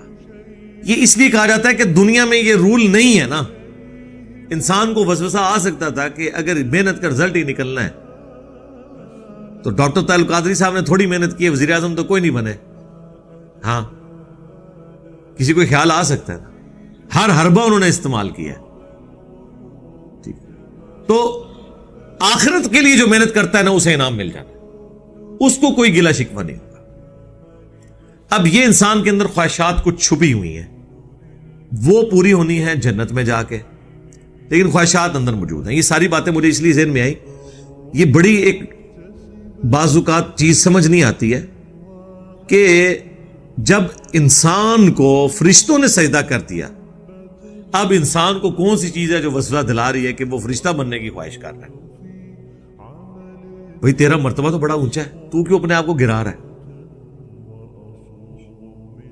اور دوسری بات، او تکونا من الخالدین، کہ یا تم ہمیشہ رہنے والوں میں شامل نہ ہو جاؤ۔ یہ وہ چیز ہے کہ انسان ہمیشہ رہنا چاہتا ہے۔ انسان کو یہ پتہ چل گیا تھا کہ موت مجھے آنی ہے، شیطان نے اسے یہ وسوسہ دلایا کہ اگر یہ درخت کا تو نے پھل کھا لیا تو جو بھی اسے کھائے گا اسے موت نہیں آئے گی، وہ فرشتوں کی طرح ہو جائے گا۔ کوئی فرشتوں کو بھی موت نہیں آنی، وہ قیامت کی موت تو آنی ہے، ہمیشہ کی زندگی ہے ان کے لیے۔ تو انسان کے اوپر جزوی فضیلت فرشتوں کو یہ حاصل ہے۔ موت بہرحال ایک نقص تو ہے نا دنیا کے اعتبار سے، یہ تو نیک بندہ بھی پسند نہیں کرتا موت کو۔ صحیح بخاری کی حدیث ہے نا، حدیث قدسی، کہ اللہ تعالیٰ فرماتا ہے، نبی علیہ السلام کہتے ہیں، وہ جو حدیث ہے ہاتھ بن جاتا ہوں پاؤں بن جاتا ہوں، وہ والی حدیث، اس میں یہ بھی الفاظ ہے، اللہ تعالیٰ فرماتا ہے کہ مجھے کسی بات سے اتنا تردد نہیں ہوتا جتنا تردد مجھے ہوتا ہے جب میں اپنے نیک بندے کی روح کو قبض کرنے لگتا ہوں، کیونکہ وہ بھی تو دنیا میں رہنا چاہتا ہے نا، کون نہیں رہنا چاہتا؟ اچھی صحت والی زندگی اللہ سے مانگنی چاہیے، جتنی زندگی زیادہ ہوگی آپ اتنی زیادہ نیکیاں کر سکتے ہیں۔ رذیل عمر تک نہ پہنچایا جائے وہ تو دعا ہے، وہ ایک الگ چیز ہے، ورنہ زیادہ زندہ رہنے کی خواہش تو انسان کو ہوتی ہے نا۔ یار موسیٰ علیہ السلام نے نہیں تھا تھپڑ مار دیا اسرائیل کو، بخاری مسلم میں آتا ہے، تو وہ زندہ رہنے کی خواہش تو انسان کے اندر موجود ہے۔ تو یہ ایک جزوی فضیلت ہے جو انسان نے یہ نہیں دیکھا کہ مجھے اللہ تعالیٰ نے اپنی بارگاہ میں مقرب بنایا، فرشتے میرے لیے گرا دیے ہیں سجدے میں، تعظیماً، عبادت کا سجدہ نہیں تعظیم کا، تو اب میں نے کون سی ایسی چیز میں سے حاصل کرنی ہے؟ لیکن یہ انسان کی انسٹنکٹ میں ہے، اور اسی چیز کو اللہ کے نبی علیہ السلام نے، بخاری مسلم میں حدیث ہے، ہمیشہ اپنے سے نچلے لوگوں کی طرف دیکھا کرو، یوں تمہیں اللہ کی نعمتوں پر قناعت اور صبر نصیب ہوگا۔ اوپر نہیں دیکھنا اپنے سے، حالانکہ انسان اوپر تھا، پھر بھی انسان نے اپنی ایک کمزوری دیکھی کہ مجھے تو موت آنی ہے، اور یہ فرشتے کے اندر کوالٹی، بس وہ ایک کوالٹی دیکھی، باقی ساری چیزیں بھول گئے۔ کانفیڈنس، ایک توحید آپ کو کتنا کانفیڈنس دے دیتی ہے۔ تو یہ بعض اوقات انسان کے اندر یہ کمزوری آ جاتی ہے، اس وجہ سے وقتی طور پہ ان کا اس طرف گمان گیا، شیطان نے کام ڈالا، وہ رنگا لگ گیا۔ وَقَاسَمَهُمَا إِنِّي لَكُمَا لَمِنَ النَّاصِحِينَ، اور وہ ان دونوں کے سامنے قسمیں کھا کے کہنا شروع ہو گیا کہ میں بے شک بالضرور تمہارے بڑا خیر خواہ ہوں، تمہیں نصیحت کرنے والا، یعنی قسمیں اٹھا کے۔ یہاں پہ بھی آپ دیکھتے ہیں نا، کہانیاں سنا رہے ہوتے ہیں، رب کی عزت کی قسم، اور واقعہ کس کا سنا رہے ہوتے ہیں؟ نبی اسلام کی وفات کے جو 500 سال بعد آ رہا ہے، بھائی اس کا رب اور رسول کے ساتھ کیا لینا دینا کہ آپ قسمیں اٹھا کے اس کے بارے میں کلیم کریں؟ یعنی قسم کھا کے تو آپ صحابہ اور اہل بیت یا پیغمبروں کے بارے میں کلیم کر سکتے ہیں نا، جن کے پیچھے قرآن کھڑا ہوا ہے، اللہ کے نبی کے فرامین کھڑے ہوئے ہیں۔ جو بندے ہی بعد میں آ رہے ہیں ان کے بارے میں آپ کہہ رہے ہیں کہ جی جناب یہ ہو گیا وہ ہو گیا، اور ساتھ بھی وہ کہتے ہیں رب کی عزت کی قسم۔ ہاں نا، اوپر دیکھا تو سونا، نیچے دیکھا تو سونا، ٹھیک ہے، اور وہ ساتھ کہتے ہیں ہاں نا، یعنی میں بھی دیکھ رہا تھا۔ یہ وہ والی چیز ہے۔ تو شیطان نے قسم دلوائی، قسمیں کھا کے کہا۔ اب یہاں دیکھیں، یہاں پہ بھی وہی صیغہ تثنیہ کا ہے، وَقَاسَمَهُمَا إِنِّي لَكُمَا، دونوں کے صیغے کے ساتھ، لَمِنَ النَّاصِحِينَ، ضرور بالضرور خیر خواہ، فَدَلَّاهُمَا بِغُرُورٍ، تو شیطان نے ان کو آخر گرا دیا، دھوکہ دے کے بہکا ہی دیا۔ فلما، پس جب، ذاق الشجرہ، ان دونوں نے وہ کھایا پھل اس درخت کا، بدت لہما سوآتہما، تو ان کے لیے پھر ان کی شرمگاہیں ظاہر ہوگی، جنتی لباس اتر گیا، سزا مل گئی۔ وطفقا یخصفان علیہما من ورق الجنہ، تو اب جیسے شرمگاہیں ظاہر ہوئی تو ظاہر ہے کہ وہ انسان کی جبلت ہے، تو انہوں نے درختوں کے پتوں سے اپنی شرمگاہوں کو چھپانا شروع کر دیا۔ ظاہر ہے اس وقت کوئی فیکٹری نہیں لگی ہوئی تھی، وہی کپڑے تھے، ایک ہی جوڑا تھا، وہ بھی اللہ نے لے لیا، اور پھر جب اللہ لے لے تو پھر تو کچھ نہیں ہو سکتا، تو پھر انہوں نے درختوں کے پتوں سے اپنے جسم کو ڈھانپنا شروع کر دیا۔ وَنَادَاهُمَا رَبُّهُمَا، تو اس وقت پھر ان کے رب نے ان دونوں کو ندا دی، أَلَمْ أَنْهَكُمَا عَنْ تِلْكُمَا الشَّجَرَةِ، کیا میں نے تم دونوں کو اس درخت کے حوالے سے منع نہیں کیا تھا؟ وَأَقُلْ لَكُمَا إِنَّ الشَّيْطَانَ لَكُمَا عَدُوٌّ مُّبِينٌ، اور میں نے تمہیں یہ بھی بتایا تھا کہ بے شک شیطان تمہارا کھلا دشمن ہے۔ ظاہر ہے کہ شیطان بنے ہی ان کی وجہ سے تھا نا، انکاری، یعنی سبب تو وہی بنے نا، تو جیلسی فیکٹر، اسی لیے ابلیس کہا جاتا ہے، ابلیس جیلسی رکھنے والا، حسد کرنے والا۔ تو اللہ نے فرمایا میں نے تمہیں یہ بتایا تھا، پھر بھی تم سے یہ ہو گیا۔ اب یہاں پہ وہ فرق ظاہر ہو جائے گا۔ یہی سوال اللہ تعالیٰ نے شیطان سے کیا تھا جو پچھلی دفعہ آیا تھا، کہ شیطان سے اللہ نے فرمایا تھا تجھے کس چیز نے منع کیا جب میں نے تمہیں حکم دیا تھا کہ تم اس کو سجدہ کرو، آدم کو۔ اور یہاں پہ بھی اللہ تعالیٰ کیا فرما رہا ہے کہ تم دونوں کو میں نے بتایا تھا شیطان کھلا دشمن ہے، پھر تم نے کیوں وہ درخت کھایا؟ شیطان نے جواب دیا تھا میں اس سے بہتر ہوں۔ آدمی کا جواب سنیں کیا ہے، اور دیکھ لیں کہ ہم آدم کے ساتھ ہیں یا شیطان کے ساتھ ہیں۔ قالا، ان دونوں نے کہا ربنا ظلمنا انفسنا، اے ہمارے رب ہم نے ظلم کیا اپنی جانوں پر، وَإِن لَّمْ تَغْفِرْ لَنَا، اور اگر تو نے ہمیں معاف نہ کیا، وَتَرْحَمْنَا، اور ہم پر رحم نہ فرمایا، لَنَكُونَنَّ مِنَ الْخَاسِرِينَ، تو ہم ضرور بالضرور خسارہ پانے والوں میں ہو جائیں گے۔ آدم علیہ السلام نے نہ صرف ان کی بیوی نے غلطی مان لی، بلکہ اللہ کی طرف استغفار کیا، رحم کی اپیل کی، اور اللہ تعالیٰ نے ان کی توبہ قبول کر لی۔ یہاں الفاظ نہیں موجود، لیکن سورۃ البقرہ میں باقی جگہ آتا ہے کہ اللہ تعالیٰ نے ان کی توبہ قبول کر لی، ظاہر امپلائڈ ہے، اور پھر ان کو اگلا ٹاسک دیے کہ ٹھیک ہے وہ تو ہو گیا، اس سے آگے چلو۔ اب قرآن میں واضح قصہ آدم اور ابلیس میں حضرت آدم علیہ السلام کی توبہ کا ذکر بھی آیا، یہ دعا بھی آ گئی، تو یہ دعا بالکل واضح آ گئی ہے۔ اب اس دعا کے اب یہ لے کے جائیں آپ، 14 ٹیکے لگیں گے آپ کو، آپ مولوی سے جا کے پوچھیں گے قرآن میں تو یہ دعا آئی ہوئی ہے، تو دس ماما تیری دعا کیڑی آیت وچ لکھی ہے، تو آپ کے اوپر گستاخی کے فتوے لگائے گا۔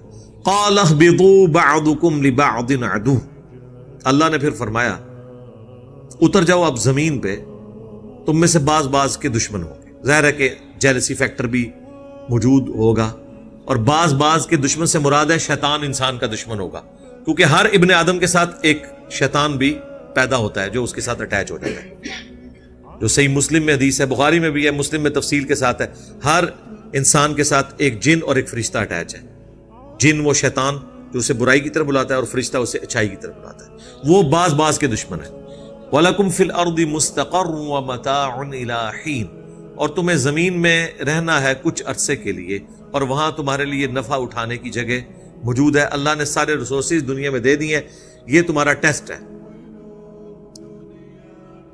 تو وہ ایک چھوٹا منی ٹیسٹ ہوا ہے جنت کے اندر کہ یہ کام نہیں کرنا ورنہ جنت سے نکل جاؤ گے، وہ کام کر لیا، رزلٹ نکل آیا۔ یہ ایک چھوٹا ٹیسٹ تھا۔ پھر اللہ نے کہا اب تو نکل تو گئے ہو، اب زمین پہ تمہیں بساؤں گا، وہاں بھی یہ حکم دوں گا کہ یہ کرنا ہے، یہ نہیں کرنا۔ تو جو کرے گا وہ جنت میں چلا جائے گا، جو انکار کرے گا، نافرمانی کرے گا، وہ جائے گا جہنم میں۔ اور دنیا میں یہ ہو رہا ہے، آپ دیکھ اللہ تعالیٰ نے چیزیں رکھ دی۔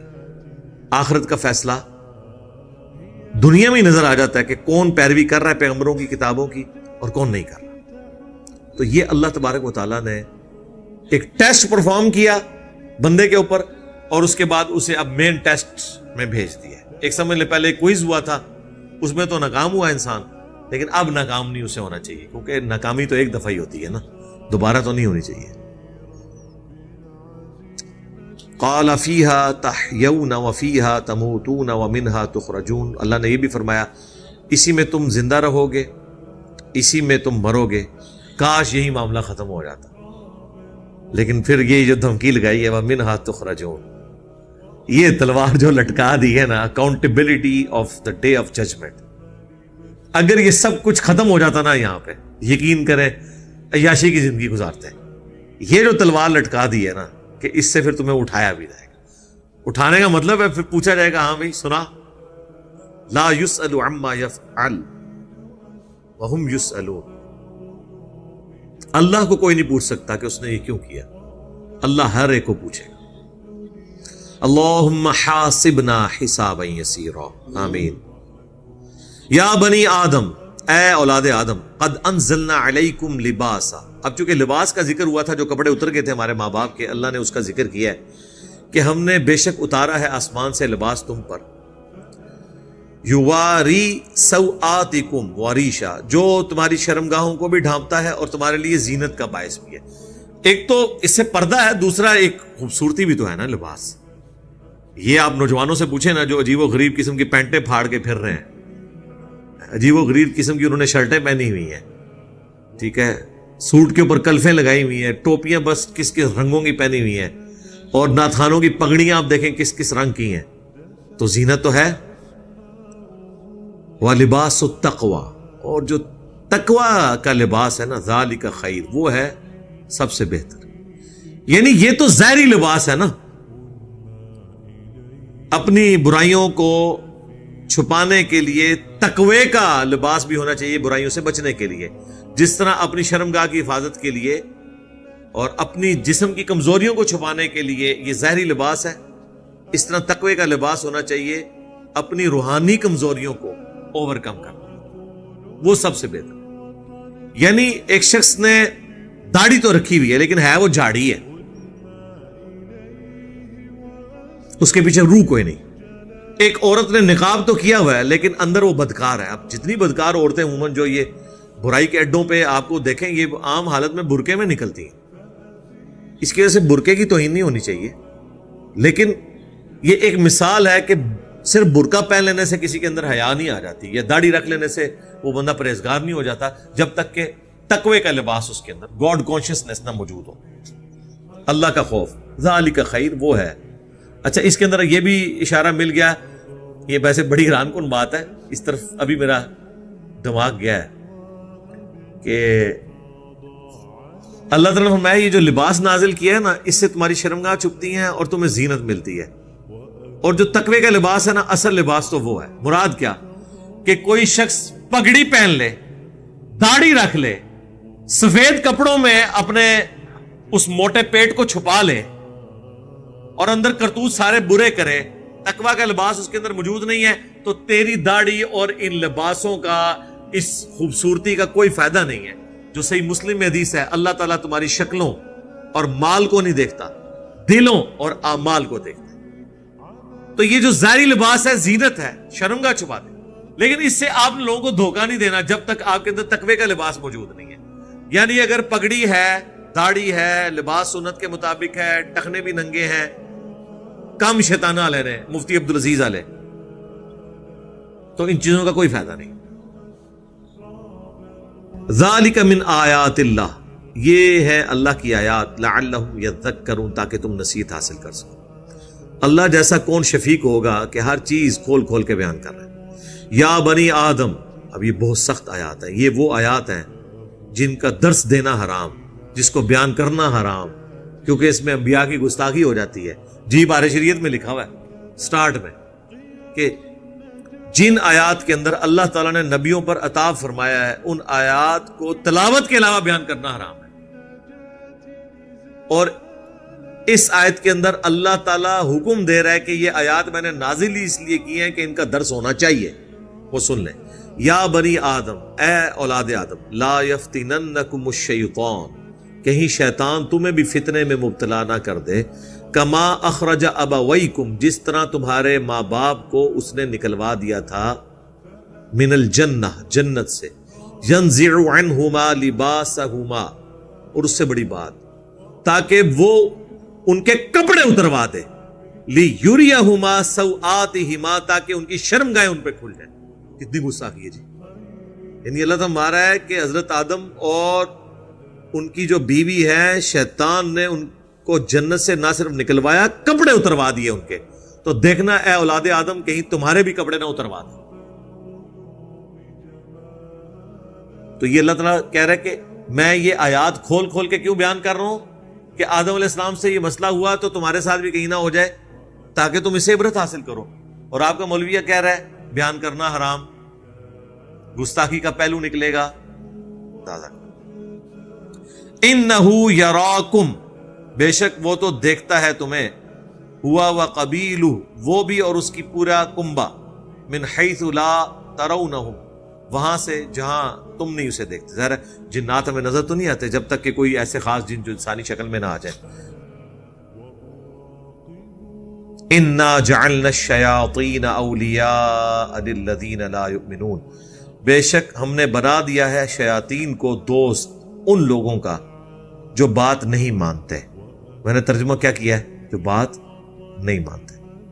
لفظی ترجمہ اگر میں کر دیتا جو ایمان نہیں لاتے تو اس سے بات کھلنی نہیں تھی. آپ نے فوراً اس سے سمجھنا تھا یہ ہندوؤں کے بارے میں، عیسائیوں کے بارے میں، ایتھیسٹ کے بارے میں. ایمان والا کون ہوتا ہے؟ جو بات مانتا ہے. ایمان والا بھی تو ماننے والا ہوتا ہے نا، جس نے مان لیا، نہ صرف مان لیا بلکہ اللہ رسول کی بھی مان لی. تو شیاطین ان لوگوں کے دوست ہیں جو بات اللہ اور اس کے پیغمبر کی نہیں ماننے والے ہوتے. مراد یہ کہ جو اللہ اور ان کے پیغمبروں کی بات مان لیں وہ شیاطین کے ہتھے نہیں چڑھیں گے. اس میں امپلائیڈ ہے نا. تو مسئلہ تقدیر بھی اس سے حل ہو گیا. اکثر لوگ پوچھتے ہیں مسئلہ تقدیر، ان کو میں کہتا ہوں کہ سورہ طٰہٰ کے اندر قصہ آدم اور ابلیس بیان ہوا ہے نا، وہاں جا کے ذرا دیکھو اللہ نے مسئلہ تقدیر کو کس طرح سالو کیا ہے.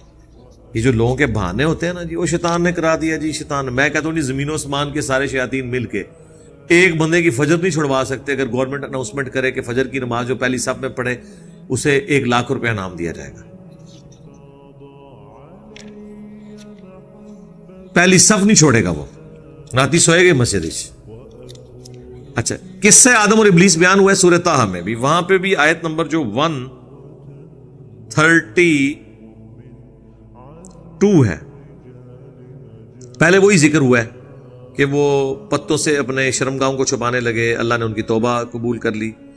قال اهبطا منها جميعا، ہم نے ان سے فرمایا تم سب کے سب اتر جاؤ. بعضکم لبعض عدو، بعض بعض کے دشمن ہوں گے. فاما یاتینکم منی ہدی، تو پس اب جب کبھی بھی تمہارے پاس میری طرف سے کوئی ہدایت کی بات آئے گی، یعنی پیغمبر اور کتابیں، فمن اتبع ہدایا، تو جو کوئی پیروی کرے گا ہدایت کی، فلا یضل ولا یشقی، تو نہ وہ گمراہ ہوگا اور نہ بدبخت ہوگا. کتنی پیاری بات ہے. یعنی بدبختی انسان خود کماتا ہے. اللہ فرما رہا ہے جو کتابوں کی اور پیغمبروں کی پیروی کرے گا نا اپنی مرضی سے، وہ نہ گمراہ ہوگا نہ بدبخت ہوگا. بدبختی انسان خود کماتا ہے. وَمَنْ أَعْرَضَ عَنْ ذِكْرِي، اور جو ہمارے ذکر سے غفلت اختیار کرے گا فَإِنَّ لَهُ مَعِيشَةً ضَنْكَ، تو اس کے لیے پھر اللہ تعالیٰ معیشت بھی تنگ کر دے گا، دنیا میں بھی اور آخرت میں بھی. تو یہ بدبختی انسان خود کماتا ہے. شیطان اللہ نے آزمائش کے لیے انسان کے ساتھ اٹیچ کیا ہے، لیکن اسے اختیار کوئی نہیں دیا. اس کے اوپر میں پچھلی دفعہ کافی تفصیل سے بول چکا ہوں. وَإِذَا فَعَلُوا فَاحِشَةً، جب کوئی وہ بے حیائی کا کام کرتے ہیں، قَالُوا وَجَدْنَا عَلَيْهَا آبَاءَنَا، وہ کہتے ہیں ہمارے آباء و اجداد کو ہم نے ایسا ہی کرتے ہوئے دیکھا تھا. وَاللَّهُ أَمَرَنَا بِهَا، اللہ نے ہمیں اسی چیز کا حکم دیا ہے. وہی جو ہم کہتے ہیں نا یہ کہاں لکھا ہوا ہے، کہتے ہیں بزرگ کر رہے ہیں. اور جی بزرگ بھی تھے اللہ نے کہنے تھے ہی کر رہے ہیں نا، پیچھے تھے اللہ ہی ہے نا، وہی چیز ہے. تو مشرکین عرب ننگا طواف کرتے تھے. سب سے اعلیٰ طواف ہوتا تھا کعبے میں وہ جو بالکل الف ننگا ہو کے کرتا تھا. اور وہ کہتے تھے دیکھیں جب انسان پیدا ہوا اس وقت بھی تو اس کے جسم پہ کوئی لباس نہیں تھا، تو اب اللہ نے انسان کو بغیر لباس کے پیدا کیا، تو سب سے افضل طواف کعبہ وہ ہوگا جب انسان اپنا لباس خود اتار دے اور ننگا طواف کرے. یہ اس کی طرف اشارہ ہے کہ وہ جب یہ بے حیائی کا کام کرتے تھے، جو پھر نبی الاسلام نے جب 8 ہجری میں فتح مکہ ہوا اور 9 ہجری میں حضرت ابوبکر صدیق رضی اللہ تعالیٰ عنہ کو امیر حج بنا کے بھیجا. انہوں نے وہ اس سال مشرکین عرب اور مسلمانوں نے اکٹھا حج کیا تھا. پیچھے سے پھر آیات نازل ہوئی، حضرت علی علیہ السلام کو نبی الاسلام نے بھیجا اور کہا کہ آپ نے میری طرف سے اناؤنسمنٹ کرنی ہے، کیونکہ عرب کے لوگ قریبی رشتہ دار کی اناؤنسمنٹ کو اس کی اناؤنسمنٹ شمار کرتے تھے. حضرت علی نے وہاں اناؤنسمنٹ کی کہ آج کے بعد نہ تو کوئی ننگا طواف کرے گا، صحیح بخاری میں آتا ہے، اور نہ مشرک حرم کی سرزمین میں اب داخل ہوں گے، یہ آخری موقع ہے. تو جو طواف اس وقت کرتے تھے ننگا طواف، تو ان سے کہا جاتا تھا یار یہ عام حالت میں تو تم بھی شرمگاہ چھپاتے ہو، یہ طواف کعبہ ننگے ہو کے کیوں کرتے ہو؟ تو وہ کہتے تھے ہم نے اپنے آباء و اجداد کو اس طرح ہی ناچتے ہوئے دیکھا ہے، یعنی ہمارے بزرگ بھی مجذوب تھے. ہاں، ننگے سر نماز نہیں ہوتی، اور جو کپڑے اتار لے وہ اللہ کا ولی ہو جاتا ہے. جو ننگے سر نماز پڑھ رہا ہو نا اس کے سر پہ ٹوپی رکھ دیتے ہیں، کہتے ہیں نماز نہیں ہوتی. اور جو سارے کپڑے اتار دے اس کے آگے پگڑیوں اور ٹوپیوں والے ایسے کر کے بیٹھے ہوتے ہیں. پیر دنکے کے پاس نہیں جا کے سارے بیٹھے ہوتے تھے، آپ کے سارے پولیٹیشینز بیٹھتے تھے وہاں نانگے پیر کے سامنے. تو وہ یہ بے حیائی کا کام کرتے تھے. کہتے ہیں ہم نے اپنے آباء و اجداد کو پایا اور واللہ امرنا بها، اللہ نے اس کا حکم دیا. ایویں بغیر دلیل دے، ساڈا بھی تو طریقہ ہے نا جی نماز دا، تکیا نہیں، اپنی طرف سے بات کر دی. قل ان اللہ لا یأمر بالفحشاء، اے نبی سے فرماؤ بے شک اللہ تو کبھی اس طرح کے بے حیائی کا حکم دے گا ہی نہیں. تمہاری اسٹیٹ میں اس طرح کی کوئی بے حیائی اللہ نے رکھی ہے؟ اللہ کے مزاج میں یہ چیز ہے کہ تمہیں یہ حکم دے؟ not at all. اتقولون علی اللہ ما لا تعلمون، کیا تم اللہ پر ایسی بات تہمت کے طور پہ لگا رہے ہو کہ جسے تم جانتے تک نہیں ہو؟ قل امر ربی بالقسط، اے نبی تم فرماؤ میرے رب نے تو عدل و انصاف کا حکم دیا ہے. وَأَقِيمُوا وُجُوهَكُمْ عِنْدَ كُلِّ مَسْجِدٍ، اور یہ کہ میں سیدھا کر لوں اپنا چہرہ قبلہ کی طرف ہر نماز کے وقت. وَادْعُوهُ مُخْلِصِينَ لَهُ الدِّينَ، اور اسی کو پکارا جائے، اسی کو پکارو، اسی کی عبادت کی جائے خالص کر کے اپنے دین کو اس کے لیے. کما بدأکم تعودون، جس طرح اس نے پہلے پیدا کیا تھا تمہیں اسی طرح تم لوٹ کے اس کی طرف جاؤ گے.